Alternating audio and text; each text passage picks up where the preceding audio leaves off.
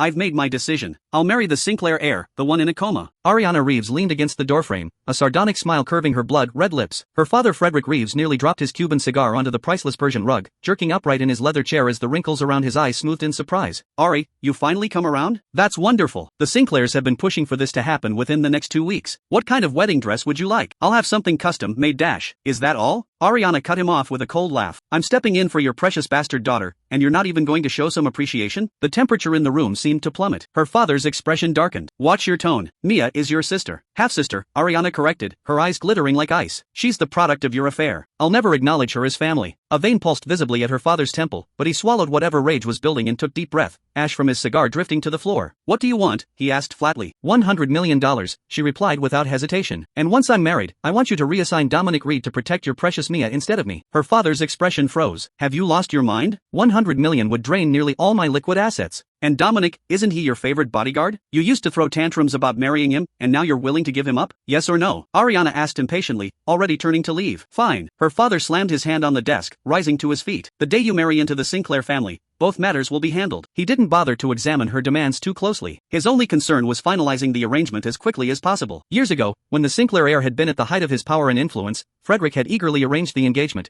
intending to marry off Mia and secure a promising future for her. But then nobody expected that a sudden accident left the Sinclair heir comatose. Frederick couldn't bear to see his darling Mia suffer such a fate, which was when he remembered he had another daughter. Ariana gave a dismissive wave over her shoulder, her stilettos clicking against the marble floor with a sharpness that felt like a slap to the face. Just as she gripped the doorknob, her father's voice reached her again. I understand the money, but why give up Dominic? I thought you were infatuated with him. Why not bring him over to Sinclair to continue as your bodyguard? Ariana's fingers froze on the handle. She didn't turn around, but her eyes have already burned with unshed tears. That name was like a thorn, piercing the softest part of her heart. She pushed open the door forcefully, shutting her father and his question behind her. Back at her private villa, it was already well past midnight. Ariana made her way upstairs in her heels, but as she passed Dominic's room, she heard muffled sounds from inside. With a half-closed door, she glanced in, the scene unfolding inside. Dominic was half reclined against the headboard, a photograph held between his long fingers. Eyes closed, his Adam's apple bobbed as his deep, sensual voice murmured, Mia, baby, I want you. It was a photo of Mia, taken at last year's birthday gala, where she'd worn a white sundress, smiling with that innocent expression that everyone seemed to adore. Ariana's nails dug into her Hermes bag strap, leaving crescent marks, and finally answered her father's question in her mind. Because he's just like you, Dad. He only has eyes for Mia. The realization tumbled through her mind, scorching her chest with pain. 3 years ago, she'd first seen Dominic during bodyguard selection day. Among the lineup of imposing security personnel, her eyes had locked onto him immediately. The reason was simple, he was ridiculously gorgeous. 6'2", broad shoulders tapering to a narrow waist, chiseled features, and especially those obsidian eyes, cold as ice. Ariana was known throughout their social circle as a flirtatious vixen. She'd initially intended to toy with him, but over 3 years, she'd pretended to be drunk and fallen into his arms, only for him to hold her by the scruff of her neck like a kitten and deposit her back on the sofa. She'd knocked on his door wearing a skimpy nightgown in the middle of the night, but he'd simply wrapped his suit jacket around her and respectfully escorted her back to her room. She'd even faked drowning in the pool. He'd jumped in to save her but hadn't touched her waist even once. No matter how she tried to seduce him, he remained immune to her charms, always addressing her formally as Miss Reeves. And yet, somehow, she'd fallen for him anyway. Even she herself didn't exactly know why. Perhaps it was because, since her mother's death, she'd been desperately lonely. When she was 7, on one day, her father suddenly brought home his illegitimate daughter. At the time, her mother had been 9 months pregnant with her father's second child. Her mother had loved Frederick desperately. She'd confronted him hysterically, crying until she could barely breathe. That night, she went into early labor. By the time she reached the hospital, it was too late, both mother and unborn child were lost. Since then, Ariana had despised her father and loathed Mia with equal passion. She'd moved out of the family mansion, attended school alone, eaten meals alone, grown up alone until her striking beauty attracted so many predatory trust fund boys that she finally decided she needed some guards. Dominic Reed became her first bodyguard. After that, she wasn't alone anymore. Whatever she did, Dominic was there beside her. Her feelings for him evolved from admiration to flirtation to genuine love, but after 3 years, over 1,000 days and nights, he'd never so much as batted an eyelash at her advances. She'd assumed he was simply cold-natured, until that day when she caught him pleasuring himself to Mia's photograph,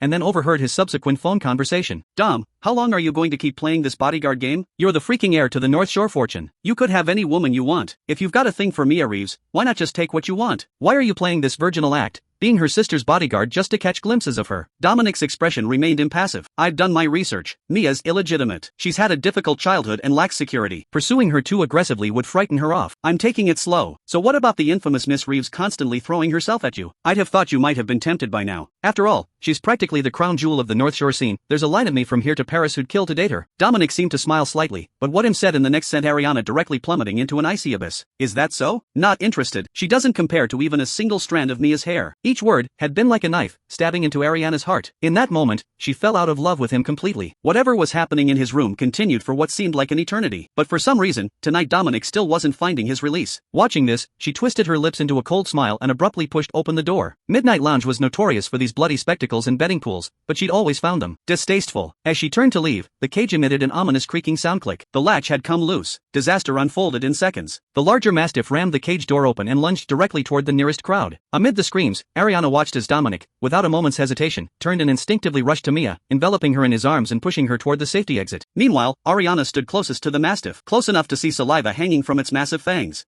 The pain came without warning. When the mastiff's teeth pierced her calf muscle, Ariana vaguely heard the sound of fabric and flesh tearing together. A chunk of her flesh was ripped away, blood spurting forth as she collapsed to the floor, watching in horror as the beast lunged again. Bang! The gunshot was deafening. Then the mastiff dropped instantly. The last thing she saw before consciousness faded was Dominic, gun raised, shielding Mia's back, and the ceiling lights spinning into darkness. The smell of antiseptic. When Ariana regained consciousness through waves of pain, the first thing she saw was the stark white hospital ceiling. Her calf felt as though it had been branded with hot iron, each breath pulling at the wound. She turned her head with effort and witnessed a scene outside her door that further lacerated her barely conscious mind. Mia was sobbing in Dominic's arms. Dom, you're Ari's bodyguard. How could you protect me instead? It's all my fault. I shouldn't have come. His strong, elegant fingers gently patted her back, his voice impossibly tender. Don't blame yourself, Miss Mia. Even if it happened 100 times, he paused, wiping away her tears with his fingertip, I would still choose to protect you first. Why? Mia looked up with tear-filled eyes. Dominic gazed at her, his severe features softening with emotion. Because I low. Crash. The shattering of a water glass interrupted Dominic's unfinished declaration. Mia jumped from his embrace like a startled rabbit. Ari, you're awake. She rushed to the bedside, tears appearing on command. How do you feel? Does it hurt? This is all my fault. Ariana's pale lips twisted into a cold smile. Your presence offends my eyes. How could I possibly feel better? Mia's tears instantly fell harder, her shoulders trembling as if she'd suffered the greatest injustice imaginable. She bit her lip, casting one last glance at Dominic before running out. Dominic instinctively moved to follow, then forcibly stopped himself. He turned to Ariana, his voice low. Miss Reeves, the situation was chaotic, and I reacted without thinking. Ariana remained silent, turning her head to stare out the window. She didn't want to hear it. For 3 full days, Dominic stood guard outside her hospital room like the dutiful bodyguard he was,